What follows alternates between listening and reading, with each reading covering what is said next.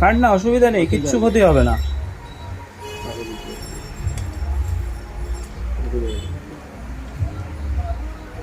চাপ দে, হ্যাঁ।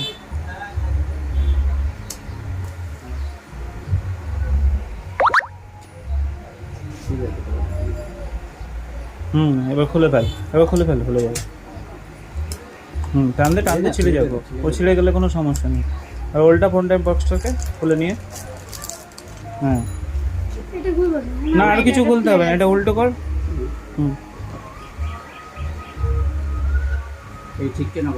না ছিটকাবে না, অন্য কাজ। কেটেছে, সব দিকেই কেটে গেছে।